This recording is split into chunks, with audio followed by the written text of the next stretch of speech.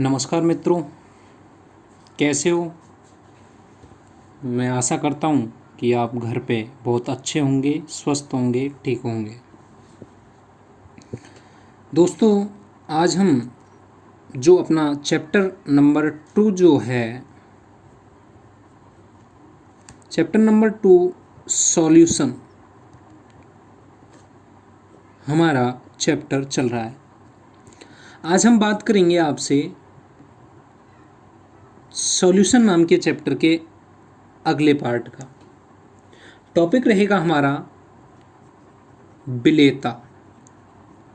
विलेयता क्या होती है, जिसको आप जानते हो। जैसे आप जानते हो कि बिलियन बराबर होता है विलेय प्लस विलायक। तो विलेयता क्या होती है, चैप्टर का नाम ही है हमारा सॉलिड स्टेट। तो विलेयता की मैं आपसे परिभाषा लिखूं तो क्या होती है, आप लिखें एक निश्चित ताप पर ठोस विलेय पदार्थ की वह मात्रा जो 100 ग्राम विलायक में घुली होती है वह विलेयता कहलाती है। यानी कि ठोस पदार्थ कितना घुला हुआ है विलायक में, वो चीज़ आपकी विलेयता कहलाती है। तो हमारा जो टॉपिक है वो टॉपिक है ठोसों की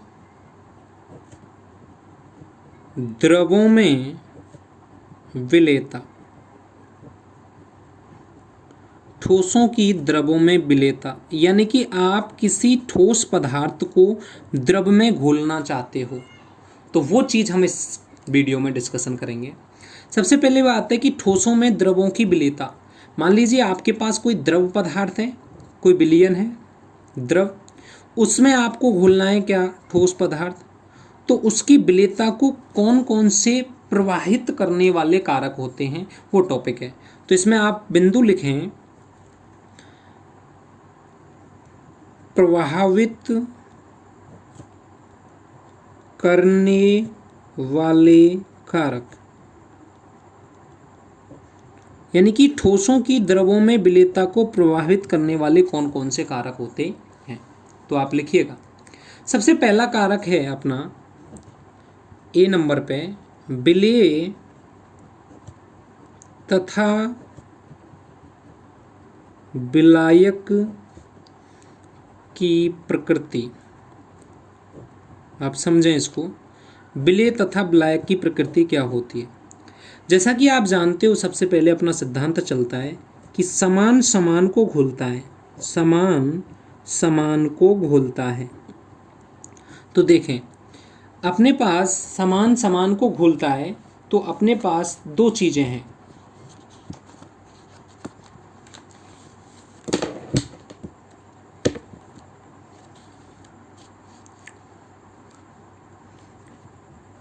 समान समान को जो घोलेगा उसमें आपसे पहले दो चीज़ें हैं। एक तो होते हैं आपके ध्रुवीय विलायक और एक होते हैं आपके अध्रुवीय विलायक। अध्रुवीय विलायक यानी कि जो ध्रुवीय विलायक होते हैं उनमें जो विलेय होते हैं वो विलेय होते हैं आपके आयनिक ठोस, आयनिक ठोस। और जो अध्रुवीय विलायक होते हैं आपके, उनमें जो विलेय होते हैं वो होते हैं आपके अध्रुवीय ठोस, या इनको बोलते हैं सहसंयोजी ठोस। जैसे मैं बात करूं, आयनिक ठोस ध्रुवीय विलायकों में विलेय होते हैं, जबकि अध्रुवीय ठोस अध्रुवीय विलायकों में विलेय होते हैं। जैसे फॉर एग्जाम्पल आप देखें, अगर मैं आपसे कह दूं NaCl, KCl और आपके पास NaNO3, आपके पास ये आयनिक ठोस हैं क्योंकि आयन बनते हैं, आयन यहाँ से आपको दिख रहा है Na+ होता है, Cl- होता है। तो इसकी मैं बात करूँ, ये तीनों किस में विलय होते हैं? आपके जल में विलय होते हैं। ये जो आपके तीनों होते हैं वो किस में विलय होते हैं? जल में। इसी प्रकार मैं आपसे बात करूं I2S8, ये आपके विलय होते हैं CCl4 प्लस कार्बन डाइसल्फाइड, यानी कि ये किस में विलय होंगे? यानी कि इनमें क्या होते हैं? ये विलय होते हैं। तो आपको एक ही चीज़ याद रखनी है कि समान समान को घुलता है। जो ध्रुवीय विलायक होते हैं उनमें आयनिक ठोस विलय होते हैं, और अध्रुवीय विलायकों में, अध्रुवीय ठोसों में, अध्रुवीय जो ठोस होते हैं वो अध्रुवीय विलायकों में क्या होते हैं सर? विलय होते हैं। ठीक है। एक और चीज़ आपके पास क्या चीज़ है वो देखें आप।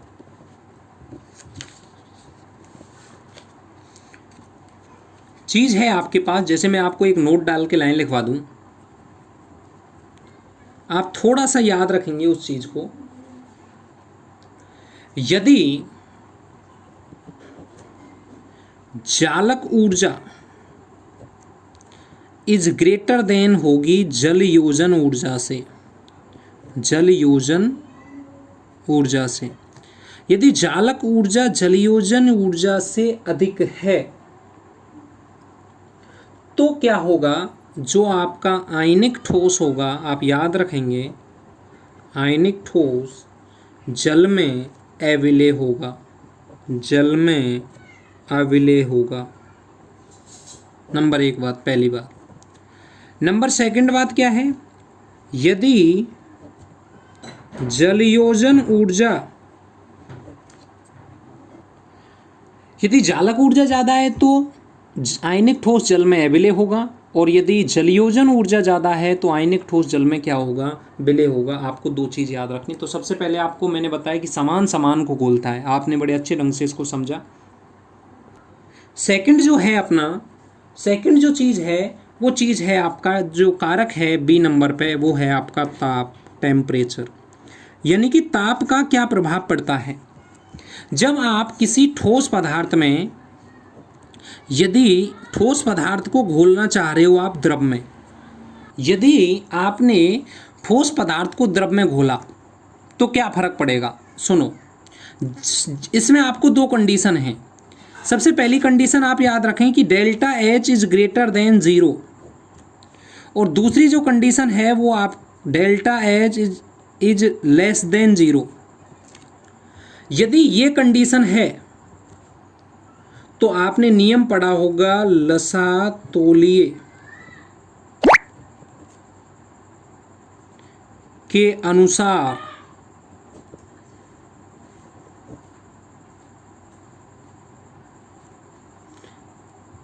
यदि delta H is greater than 0 तो इसका मतलब क्या होगा? जब विलय को विलायक में घोलने पर ऊष्मा का अवशोषण होता है, अवशोषण होगा। अगर बेटा ऊष्मा का अवशोषण होगा तो जो विलेयता होगी, यानी कि विलेयता बढ़ जाएगी।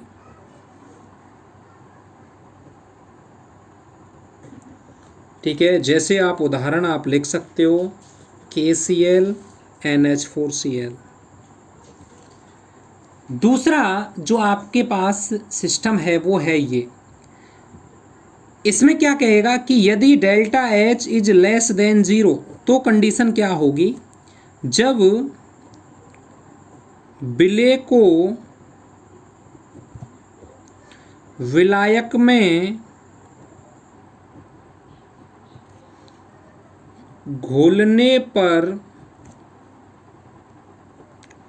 ऊष्मा का उत्सर्जन होता है,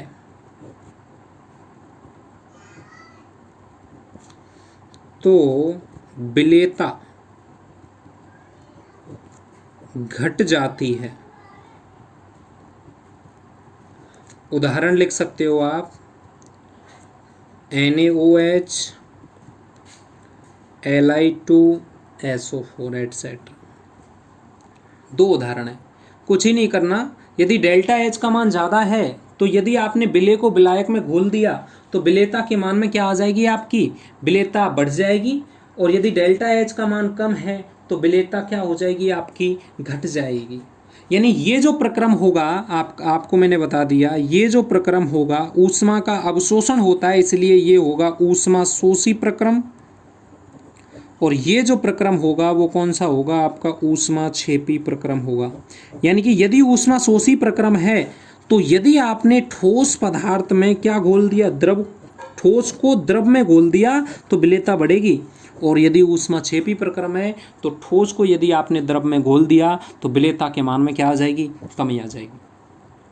लेकिन एक आप नोट डाल के यहाँ लाइन लिखेंगे, कुछ जो लवण होते हैं वो आपका असामान्य व्यवहार प्रदर्शित करते हैं, जैसा कि आप जानते हो ग्लूवर लवण, ग्लूवर लवण, ये क्या फॉर्मूला होता है, Na2SO4.10H2O होता है इसका फॉर्मूला।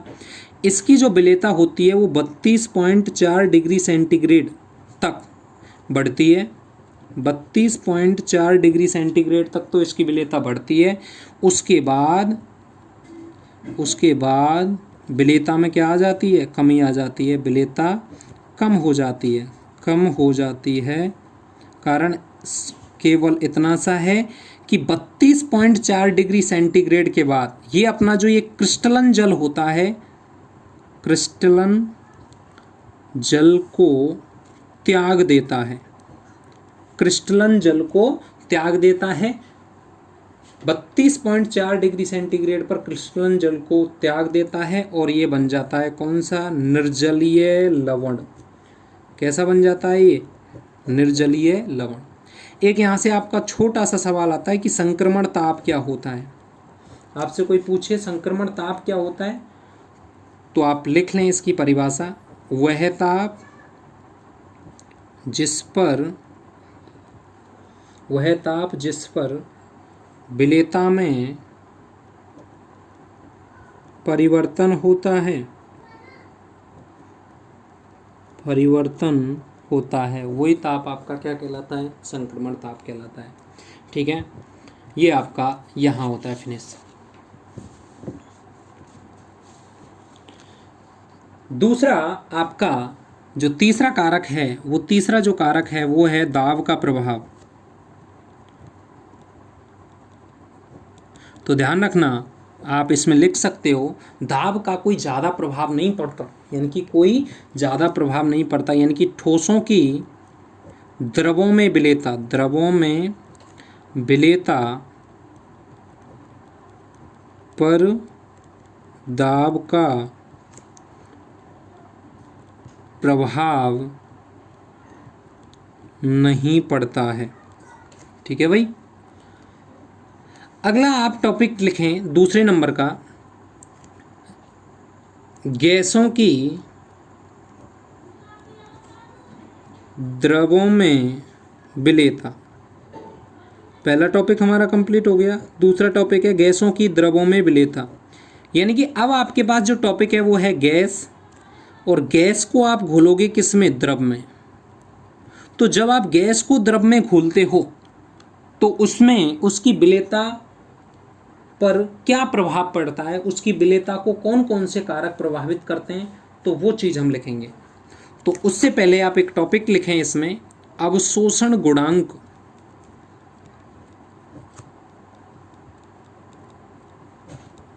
अवशोषण गुणांक क्या होता है,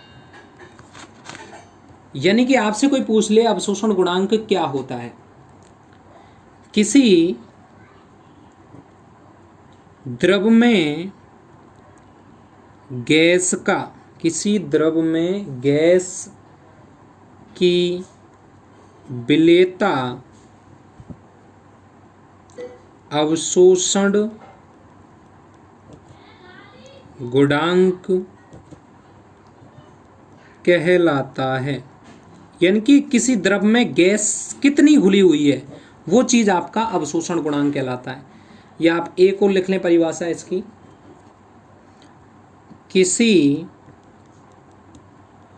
गैस का आयतन, आयतन किस में होता है भाई, सेंटीमीटर क्यूब में। आयतन जो द्रव में घुला रहता है, अवशोषण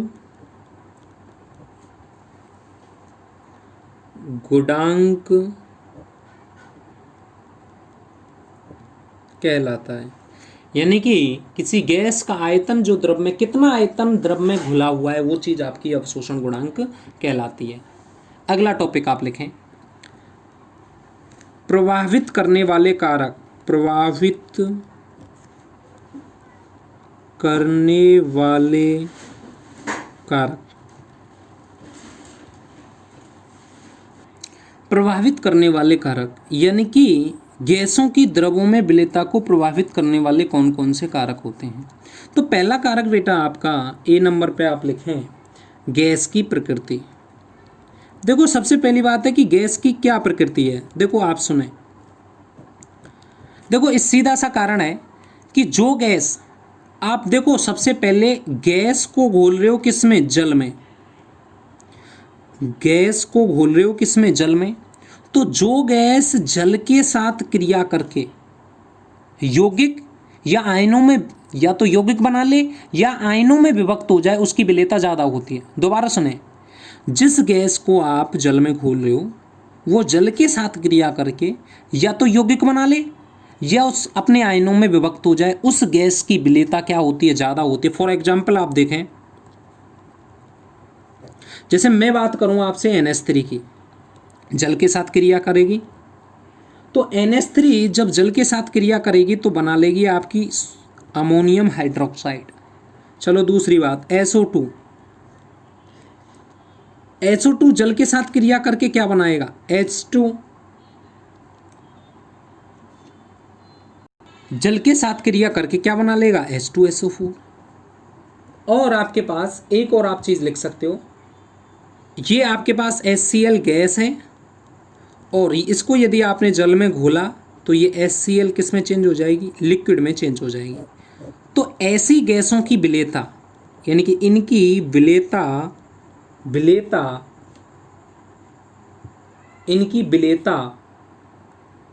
अधिक होती है। सीधा सा कारण है कि जो गैस के जल के साथ क्रिया कर लेगा उसकी विलेयता क्या होगी, ज़्यादा होगी। जबकि दूसरी प्रकार की गैसें मैं आपको बता दूं, फॉर एग्जांपल आप लिखें N2, O2, CO2, ये जल के साथ क्रिया नहीं करती, जल के साथ क्रिया नहीं करती,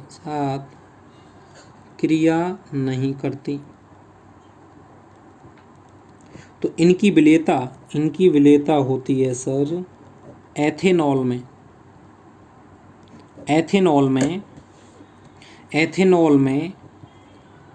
इनकी विलेयता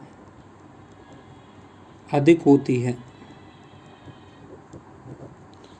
इनकी विलेयता क्या होती है, अधिक होती है। सीधा सा कारण है कि जो गैस जल के साथ क्रिया करेगी उसकी विलेयता ज़्यादा होगी, जो गैस जल के साथ क्रिया नहीं करेगी उसकी गैस क्या होगी आपकी, उसकी विलेयता क्या होगी, कम होगी। सेकंड जो आपका यहाँ से जो टॉपिक है वो टॉपिक है, इसमें पहला कारण हो गया गैस की प्रकृति। सेकंड टॉपिक में एक आप याद रखेंगे, थोड़ा सा कभी कभी पूछ लेता है वो क्रम को, कि अवशोषण गुणांक का क्रम क्या होता है। तो आप लिख लें, गैसों के अवशोषण गुणांक का क्रम।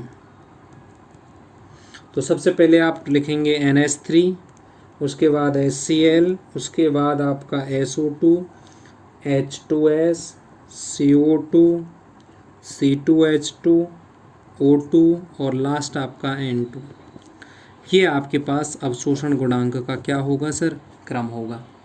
ठीक है, एक और आप नोट में लिख ले बिंदु, ऑक्सीजन रक्त में तीव्रता से विलय होती है, विलय होती है। देखो ऑक्सीजन गैस है और रक्त में तीव्रता से विलय होती है। आप जानते हो कि ऑक्सीजन हीमोग्लोबिन के साथ क्रिया करके क्या बनाती है? Oxy haemoglobin. क्या बनाती है? Oxy haemoglobin. ठीक है, तो आप इसको याद रखोगे। दूसरा जो कारक होता है वो कारक क्या होता है उसको भी लिखें। तो आप सेकंड लिखें बी होता है आपका ताप का प्रभाव, ताप का प्रभाव, इफेक्ट ऑफ टेम्परेचर, यानी ताप का प्रभाव क्या होगा।